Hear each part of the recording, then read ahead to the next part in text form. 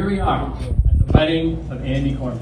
Or as Lynn told me earlier, finally, somebody pinched me. For those of you that don't know me, my name is Charles Thornton. Like many in this room, I am an elder millennial tech worker from San Francisco. And it means a lot to me to be able to speak tonight during the wedding weekend of Andy Korman. You see, 12 years ago, Andy Korman was a groomsman at my wedding. And that's great, right? In lieu of a wedding gift, he gifted me an unforgettable wedding speech. During this wedding speech, he alluded to the speech he intended to write, but didn't, and instead talked about air mattresses for 4 minutes. But Andy still deserves a really heartfelt and complimentary wedding speech, and I'm sure that Walter is going to deliver tomorrow night. I first met Andy 29 years ago. This was at the orientation for University High School freshman year. The year was fall of 1995. Braveheart ruled the summer box office. The world waited for the verdict of the O.J. Simpson trial, and Andy's future wife was still in preschool.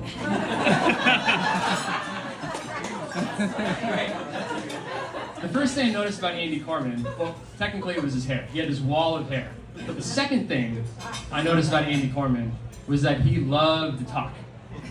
He always had an opinion and something to say.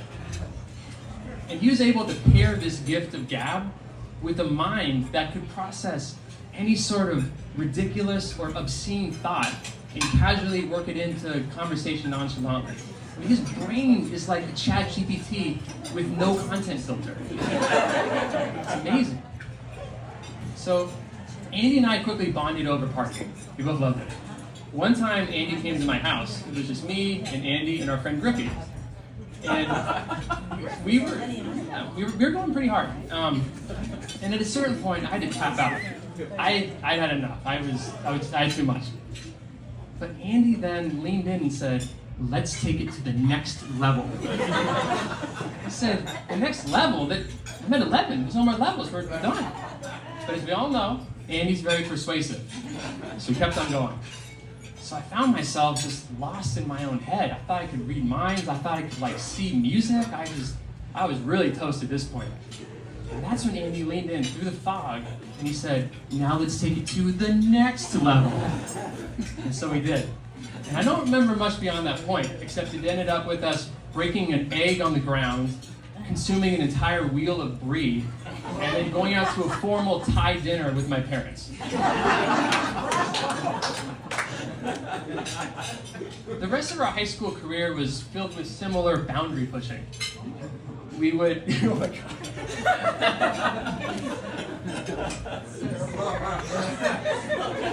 We went off-roading with Presidio in a Jeep. We would race golf carts 30 miles an hour in Sonoma, and we would rock out in the band room. But despite being a truly gifted and generational lacrosse player, Andy always found time for me. Every weekend, him and Harry Hammond would stay at my dad's house on Broadway in the downstairs guest bedroom. They established permanent residence down there. And they actually managed to treat the house as their own personal pied-à-terre in San Francisco.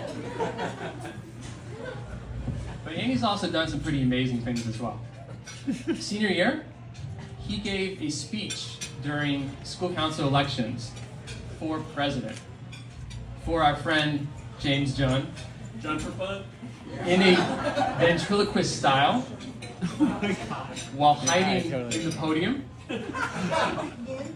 in a thick accent, talking about chocolate ice cream.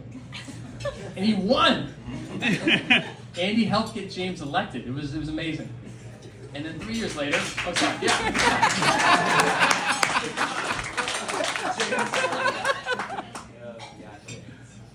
And then 3 years later, I visited Andy when he was studying abroad in Bilbao, Spain. And I was shocked. When I visited him, he managed to transform himself into a Spaniard. He had managed to learn fluent Spanish in the local dialect of Bilbao. He had lost all of his college polar bear weight And he had been adopted by this group of Spanish friends. He even taught them to use the word chilar, which of course is a word that Andy invented himself.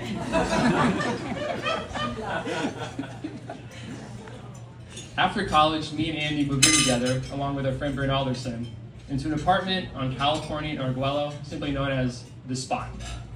The Spot was ground zero for all of our hanging out, for all of our mutual group of friends. So every weekend we were there.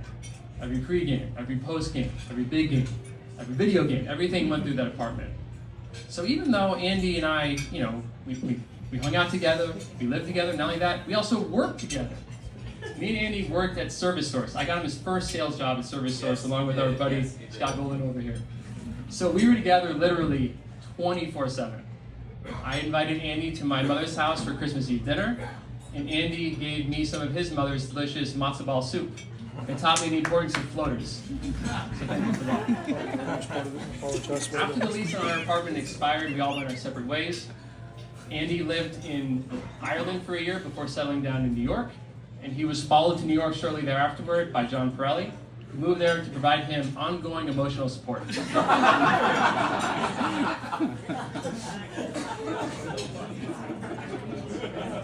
But even though we were thousands of miles apart, I still saw Andy on a regular basis. We visited each other, we went to the same weddings and bachelor parties, and we saw each other pretty frequently. Andy and John would send me photos of their adventures in New York, and I would in turn Photoshop myself into these photos to show them that I was thinking of them and that I was always there to help. But there's one thing that Andy doesn't need help with, and that's recognizing true love when he sees it. I'm talking, of course, about the Gordo's burrito. Andy has an insatiable appetite for the Mexican food chain in San Francisco. He's in a perpetual state of either talking about Gordos or eating Gordos at all times. Everything from his favorite items like super pollo asado, double meat, or things he's wondering, like he asked me one time, well, what happened if you got a burrito and filled it entirely with sour cream? I don't know. He also knows secret menu items like black beans from the back. Andy once also ordered 50 burritos to a wedding banquet to provide an alternative menu option to the prepared meal. Seriously. Wow.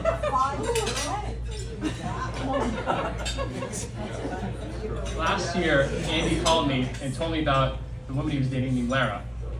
And then they FaceTimed me a couple weeks afterward, and I was immediately struck with how comfortable and how happy they were together. And then Lara visited San Francisco with Andy a few months later, and she was truly wonderful to meet her in person. And you can immediately tell how close they were together and how happy they were. And Lara actually even was willing to go to dinner with me and Andy and 9 of Andy's guy friends. So I knew that she had to be pretty serious. So it didn't completely shock me when he told me earlier this year that Lara and him were getting married. So what was great also is that, as we mentioned before, Andy and Lara moved to San Francisco for about 5 minutes.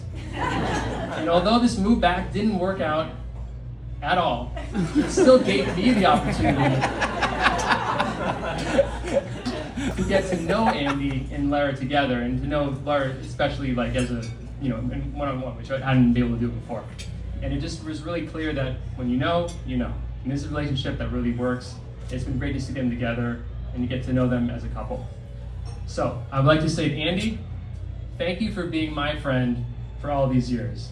I'm so happy that you have found health and happiness in your life. And Lara, thank you for making my friend Andy so happy. Andy is like a fine wine, aged to perfection. And he is now finally the perfect vintage for marriage. So I ask us all to raise a glass to Lara and Andy and to wish them a life of health and happiness and love together as they take the relationship to the next level.